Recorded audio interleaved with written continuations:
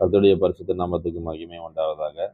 இன்னைக்கு நம்ம தியானிக்க போற ஒரு சின்ன தலைப்பு என்னன்னா, மதிகேடன் யார், ஐஸ்வர்யவான் யார்? நம்ம எல்லாரும் இந்த வசனங்களை படிச்சிருப்போம். இருந்தாலும் ஒரு முறை கூட தியானிக்க போறோம்.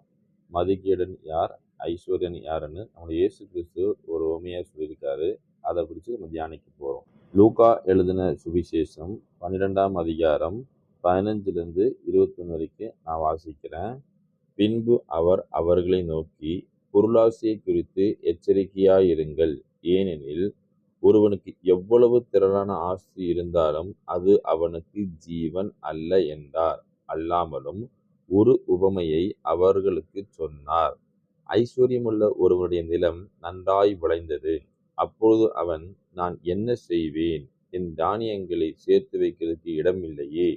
நான் ஒன்று செய்வேன், என் களஞ்சியங்களை இடித்து பெரிதாக கட்டி எனக்கு விளைந்த தானியத்தையும் என் பொருள்களையும் அங்கே சேர்த்து வைத்து, பின்பு, ஆத்துமாவே, உனக்காக அநேக வருஷங்களுக்கு அநேகம் பொருட்கள் சேர்த்து வைக்கப்பட்டிருக்கிறது. நீ இளைப்பாறி புசித்து குடித்து பூரிப்பாயிரு என்று என் ஆத்துமாவோடே சொல்லுவேன் என்று தனக்குள்ளே சிந்தித்து சொல்லிக் கொண்டான். தேவனோ அவனை நோக்கி, மதிகேடனே, உன் ஆத்துமா உன்னிடத்திலிருந்து இந்த ராத்திரியிலே எடுத்துக் கொள்ளப்படும். அப்பொழுது நீ சேகரித்தவைகள் யாருடையதாகும் என்றார். தேவனிடத்தில் ஐஸ்வர்யவனாய் இராமல் தனக்காகவே பொக்கிஷங்களை சேர்த்து வைக்கிறவன் இப்படி இருக்கிறான் என்றார். இந்த வசனங்கள் நம்ம எல்லாரும் படிச்சிருப்போம். இதுல கூர்ந்து கவனிக்க வேண்டியது என்னன்னா, பொதுவா நம்மளுடைய இந்த உலகத்துல ஒரு ஐஸ்வர்யவான் இருக்கானா, ஒன்று அவங்க தாத்தா இல்லை அவங்க பூர்வ இருக்க மூதாதையர்கள் நல்லா உழைச்சி சேர்த்து வச்சுருப்பாங்க. இல்லைன்னா அந்த பர்டிகுலர் பர்சன் நல்லா படித்து நல்ல அறிவாளி ஆகி நல்ல ஒரு வேலைக்கு போய் இல்லை பிஸ்னஸ் பண்ணி சேர்த்து வைப்பான். இதே தான் அந்த ஒரு காலகட்டத்தில் இயேசு கிறிஸ்து சொல்கிறாரு. அவன் ஐஸ்வர்யானா இருக்கிறான், அவனும் அதை சேவிச்சுக்க பார்க்குறான். இதில் பெரிய குற்றம் ஒன்றுமே இருக்காது. ஏன்னா நாமளும் பிள்ளைங்களுக்காக அடுத்த சந்ததிக்காக சேர்த்து வைக்கணும். பைபிளும் சேமித்து வைக்கணும்னு சொல்லுது. அது ஒன்றும் பெரிய தவறாக இல்லை. பட் ஆனால் இயேசு கிறிஸ்து இங்கே சொல்கிறாரு, அந்த ஒரு பொதுவாக இந்த சேர்த்து வைக்கிறவங்க ஃபுல்லாக கண்டிப்பாக அறிவாளியாக தான் இருப்பாங்க. ஏன்னா நல்ல அறிவுள்ளவன் தான் எப்படி ஃபினான்ஷியலில் கையாளணும்னு தெரியும், எப்படி உழைக்கணும்னு தெரியும், எப்படி என்ன வேலை செஞ்சால் பெரிய ஆளாகணும்னு தெரியும். இப்படி ஒரு புத்தி இல்லாதவங்கிட்ட ஒரு பைசா கொடுத்த ஒன்றுமே ஆகாது, இல்லை அவன்கிட்ட ஒரு வேலை கொடுத்த வேலை நடக்காது. அப்போ உலகத்தின் பார்வையில் இந்த ஐஸ்வர்யம் ஒரு அறிவாளி தான். ஆனால் இயேசு கிறிஸ்து அவனை பார்த்து சொல்றாரு, மதிகேடனே என்றார். அப்போ நம்முடைய பார்வைக்கு இந்த உலகத்தில் யாரெல்லாம் பெரிய அறிவாளியாக இருக்காங்களோ எல்லாரையும் மதிகேடின்னு சொல்ல வரல. பட் அதில் ஒரு ஆழமான கருத்து ஒன்று இருக்கு. அவனுடைய சிந்தை எங்கே இருக்குதோ அதை பேஸ் பண்ணி தான் இருக்கு. அதே லூக்கா எழுதின சுவிசேஷம் 12ஆம் அதிகாரம் 34ஆம் வசனம் படிச்சீங்கன்னா, உங்கள் பொக்கிஷம் எங்கே இருக்கிறதோ அங்கே உங்கள் இருதயம் இருக்கும். ஸோ இதுதான் ஆண்டவரை இயேசு கிறிஸ்து சொல்ல விரும்புகிறாரு. உங்கள் பொக்கிஷம் எங்கே இருக்கிறதோ அங்கே உங்கள் இருதயம் இருக்கு. ஸோ நிறைய நம்ம ஆஸ்தி சேர்க்கணும், பிள்ளைங்களுக்காக சேர்க்கணும், அடுத்த சந்ததிக்கு சேர்க்கணும், இல்லை நம்ம வயசானதுக்கு அப்புறம் சுகபோகமாக வாழணும், மற்றவங்கள காட்ட பெரிய ஆள் ஆகணும், நம்ம அநேக ஐஸ்வர்யமான இந்த எண்ணத்தோடு இருக்கவங்களுக்கு அவங்களோட சிந்தை ஃபுல்லாகவே அவங்க பொக்கிஷம் மேலே தான் இருக்கும். அநேக பணக்காரர்கள் அநேக வசதி படுத்து சொல்கிறது எல்லாமே எனக்கு இருக்குது, நிம்மதி எனக்கு தூக்கம் இல்லைன்னு சொல்லுவாங்க. ஏன் தெரியுமா? அநேக ஆஸ்திகள் இருக்கும், அதை வச்சு காப்பாற்றுறது எப்படின்னு தெரியாமல் ஒரு பயம் அவங்களுக்குள்ள இருக்கும். ஸோ அவங்க நினைவுகள் ஃபுல்லாகவே அவங்க சம்பாதித்த பொக்கிஷத்து மேலே தான் இருக்கும். இதனால தான் உலகமே ஒரு அறிவாளி எவ்வளோ பெரிய அறிவாளியாக இருந்தாலும், அவன் எவ்வளோ சொத்து சிரித்தாலும், எவ்வளோ பெரிய ஆளாக இருந்தாலும், ஆனால் ஆண்டவரை இயேசு கிறிஸ்து பார்வைக்கு அவன் பொக்கிஷத்தின் மேலே கண்ணாக இருந்துச்சுன்னா அவனை மதிக்கேடனேன்னு இயேசு கிறிஸ்து சொல்கிறார். நம்ம நினைச்சு பாருங்கள்.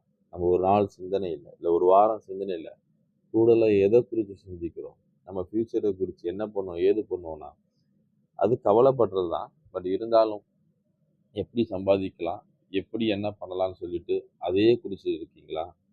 இல்லை உங்கள் பொக்கிஷத்தை ஆண்டவரோட சேர்த்து வைக்கணும்னு ஆசைப்படுறீங்களா?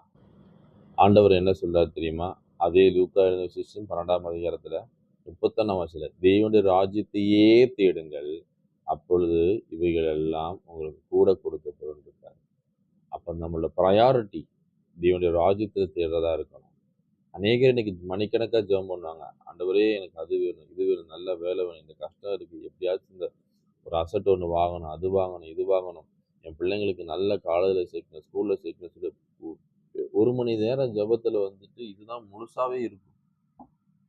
இல்லை தேவனுடைய ராஜ்யத்தை எங்கே தேடுறாங்கன்னு பார்த்தா அந்த ஜெபத்திலே இருக்காது. அதற்காக தான் நான் உணரணுன்றதுக்காக தான் இந்த வசனத்தை நான் தியானிக்கிறேன். நான் படிக்கும்போது நல்லா உணர்ந்தேன். எனக்கு ஒரு போதகரும் இதுலேருந்து ஒரு வசனங்கள் எடுத்து சொன்னார். அது ரொம்ப ஆழமாக பதிஞ்சனால உங்களோட நான் பகிர்ந்து கொள்கிறேன்.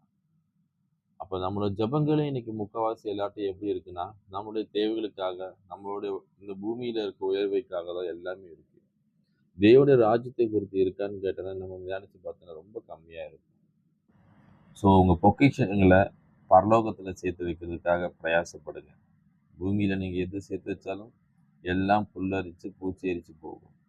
உங்களோட சிந்தனைகள், பொக்கிஷத்துக்கு ஒரு ஆழமான கருத்து என்ன தெரியுமா? உங்கள் சிந்தனைகள், உங்களோட சிந்தனையில் எப்பவுமே வந்து தேவ ராஜ்யத்தை குறித்து இருக்கிறதுக்காக தான் ஆண்டவர் இங்கே இந்த வசனத்தின் மூலமாக வெளிப்படுத்துகிறாரு.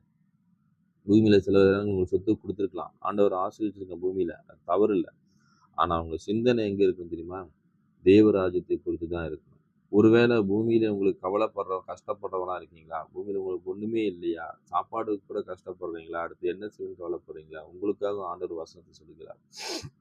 அதே லூக்கா சுவிசேஷம் 12ஆம் அதிகாரத்தில் 25 வசனம், கவலைப்படுகிறதுனாலே உங்களில் எவன் தன் சரீர அளவோடு ஒரு முழத்தை கூட்டுவான்? மிக அற்பமான காரியம் முதலாக உங்களால் செய்யக்கூடாது இருக்க மற்றவைகளுக்காக நீங்கள் கவலைப்படுகிறது என்ன? காட்டு புஷ்பங்கள் எப்படி வளருகிறது என்று கவனித்து பாருங்கள்.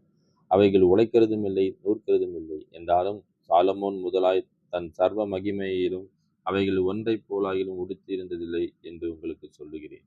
இப்படி இருக்க அற்ப விசுவாசிகளே, இன்றைக்கு காட்டிலிருந்து நாளைக்கு அடுப்பிலே போடப்படுகிற புல்லுக்கு தேவன் இவ்விதமாய் உடுத்துவித்தால் உங்களை உடுத்துவிப்பது அதிக நிச்சயம் அல்லவா? ஆகையால் எண்ணத்தை உண்போம், எண்ணத்தை குடிப்போம் என்று நீங்கள் கேளாமலும் சந்தேகப்படாமலும் இருங்கள். இவைகளையெல்லாம் உலகத்தார் நாடி தேடுகிறார்கள். இவைகள் உங்களுக்கு வேண்டியவைகள் என்று உங்கள் பிதாவானவர் அறிந்திருக்கிறார். இந்த வசனத்தை நல்லா பார்த்தீங்கன்னா தெரியும். நீங்க உலகத்தாரை போல இருக்காதீங்க.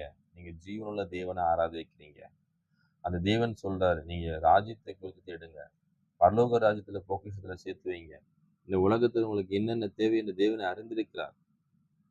காட்டு புஷ்பங்களுக்கெல்லாம் உடுத்தி வளருகிறது ஆண்டவர் வளர்த்து வைக்கிறார்னா காட்டு புஷ்பங்களை, மனுஷனா படைச்ச நம்மளை ஆண்டவர் நமக்கு என்ன தேவை என்று அறிந்து கண்டிப்பா அதை செய்ய வல்லவராக இருக்கிறார். கடைசியா ஒன்று சொல்றேன், நமக்கு உலகத்துல வாழ்றதுக்கு எல்லாம் தேவைதான். ஆனா அவளோட பிரதானம் என்னன்னு கிறிஸ்துவ நமக்கு கிளியரா விளக்கம் கொடுத்துருக்கிற வசனங்கள்ல பரலோகத்துல பொக்கிஷத்தை சேர்த்து வைங்க.